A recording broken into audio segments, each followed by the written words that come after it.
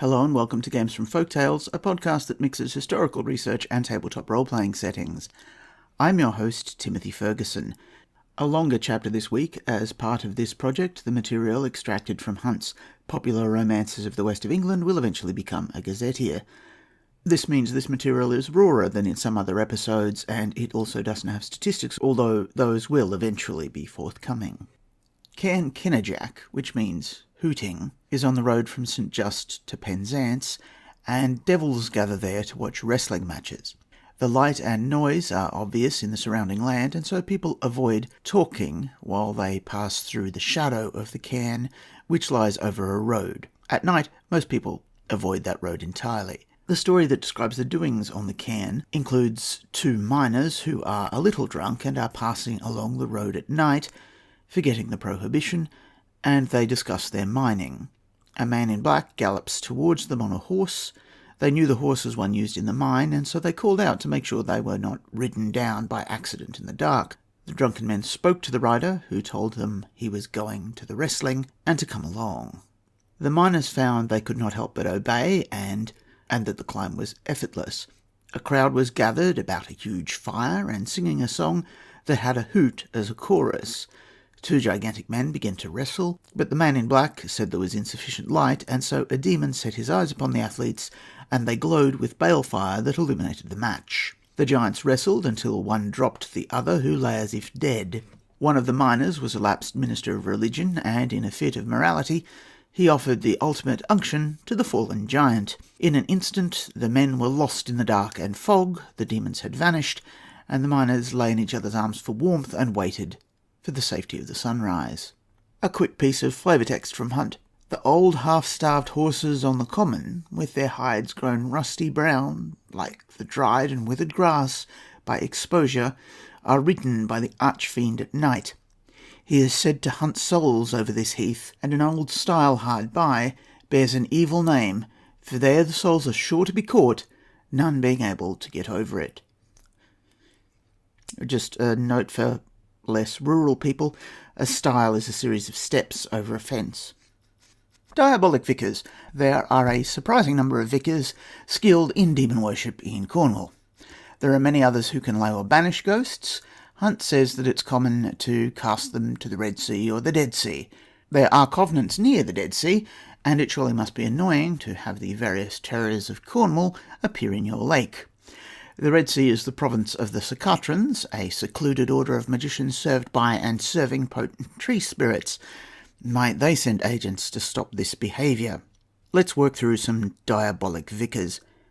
Jago of Wedren. Time for a quote from Hunt. Anyone visiting the parish of Wedren will be struck with the many distinguishing features in its inhabitants. It would appear as if a strange people had settled down among the races already inhabiting the spot, and that they had studiously avoided any intimate connection with their neighbours.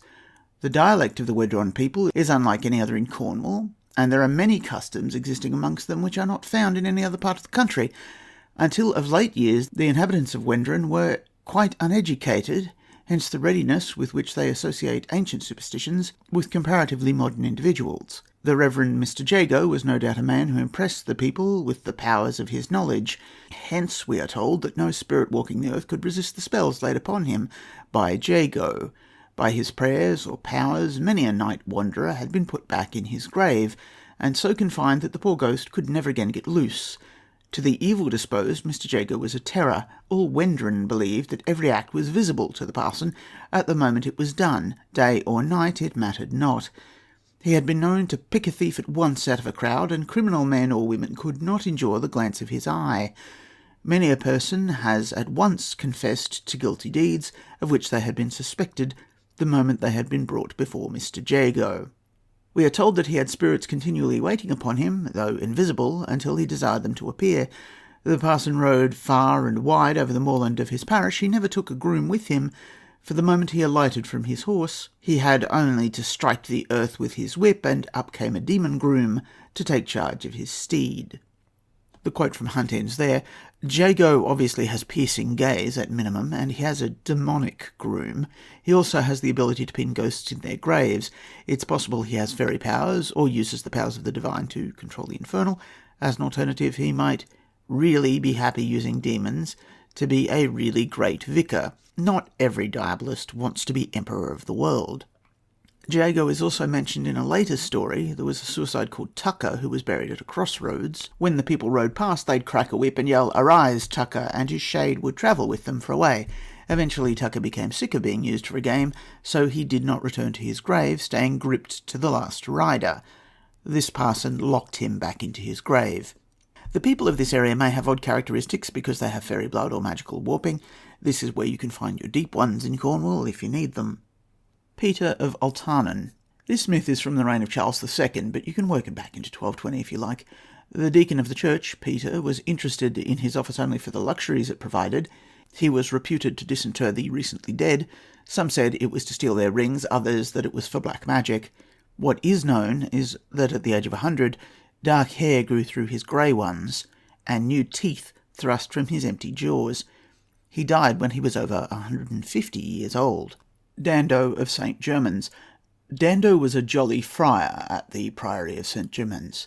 He ate and drank to excess, and gave light, indulgent penances to those seeking confession.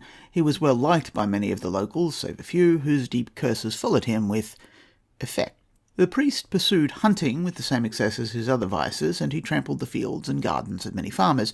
Their hatred of him eventually took form. The devil did not take Dando immediately. He made sure he had good health and regular money. Dando arranged the drinks and the gluttony and the sex, and eventually Dando had done all the damage he could do, and the devil decided to harvest his soul. One Sunday, while Dando was out hunting, he called for drink.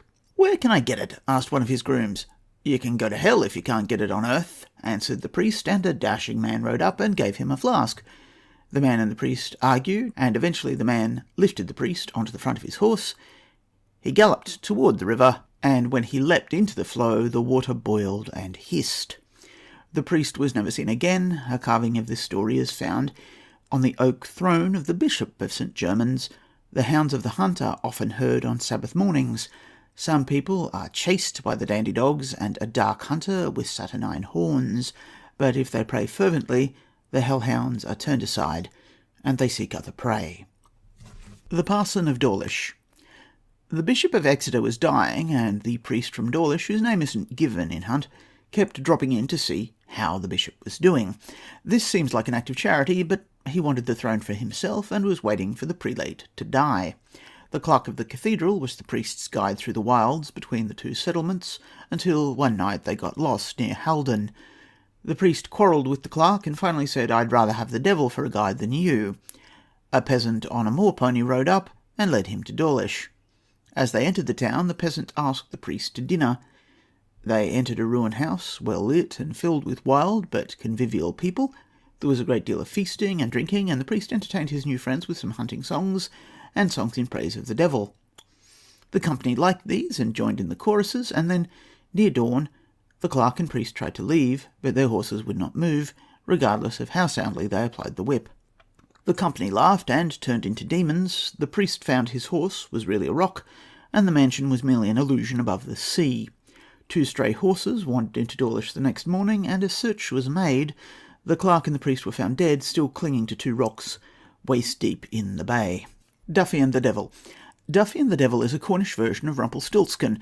The devil is called Terrytop in the local version. It differs a little in that a beautiful peasant girl gets a job as a spinner by lying about the quality of her work. A devil appears and says he'll do her work for 3 years and give her the chance to guess his name, but if she fails to guess, she must go away with him. The girl's spinning is so good she has many potential suitors, but marries her employer, a local nobleman. Duffy spends a lot of time at the local mill, dancing and gossiping, and the miller's wife, Bet, is her best friend and a witch. The witch knew her spinning was done by a demon because there was always a dropped stitch in the stockings. Demons can't make perfect things. She didn't let on because she had uses for demons herself, but when her friend appeared sad toward the end of the 3 years, she had the whole story from Duffy. Bet distracts the squire, who is off hunting, using a supernatural hair. She then puts on a red witch's robe and seeks out her fellow witches, who hold a sabbat at Fugo Hole.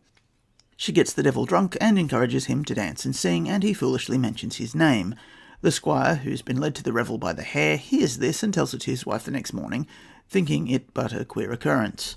She then gives the creature its name, and all of the spinning it has created disappears. The squire thinks this is because he chased a witch, likely Bet in hare form, and so has been cursed. He discovers Duffy can no longer spin new cloth, and there is some sort of resolution which involves Duffy's previous lover thrashing the squire, but Hunt clams up, saying the droll is long and the conclusion is immodest to the modern reader. There then follow a batch of quite short stories, each of which could become a plot hook. A spectral coach. At its simplest, near Lanreath, there's a moor on which a ghost appears dressed in black and driving a team of headless horses, which draw a black coach. Those who see the spirit are never right in their minds again. Mortal horses avoid the coach, sensing it before humans, but when it's within sight, they're drawn to it clearly against their own desires. Sarah Polgrain. Storms are often blamed on the spirit of Sarah Polgrain of Lugvan. She murdered her husband and was hung on Bodmin Moor. In the shadow of the gallows, she spoke with her lover, a horse dealer named Yorkshire Jack, and made him promise to wed her living or dead. After some years, he began to see her from the corner of his eye, and he fled Cornwall on a merchant ship. This did not save him, for the devil and Sarah sought him out and destroyed his ship in a storm. Sarah's descendants still live about Lugvan. The Lugger of Croft Pascoe Pool. Hunt notes there's a ghost ship here, and that it's unlucky to sight it, and says nothing else save that unbelieving people attributed the origin of the tradition to a white horse, seen in a dim twilight standing in the shallow water, but this was indignantly rejected by the mass of the residents. If you had a covenant in this area, would it be safe for the grogs to mount watchers, given that they could be cursed by a stray sight of the lugger? The Spectre Bridegroom. This story is a commonplace, and I believe it appears in Realms of Power, Faerie, but it has an interesting bit of folk magic added, so I'll quote from Hunt. It was All Hallows Eve, and two of Nancy's companions persuaded her, no very difficult task, to go with them and sow hempseed. At midnight, the three maidens stole out, unperceived, into Kimule town place to perform their incantation. Nancy was the first to sow, the others being less bold than she. Boldly she advanced, saying, as she scattered the seed, "Hemp seed I sow thee, hemp seed I grow thee, and he who my true love be, come after me and show me." This was repeated 3 times, when, looking back over her left shoulder, she saw Lenny, but he looked so angry that she shrieked from fear and broke the spell. One of the other girls, however, resolved now to make a trial of the spell, and the result of her labours was the vision of a white coffin.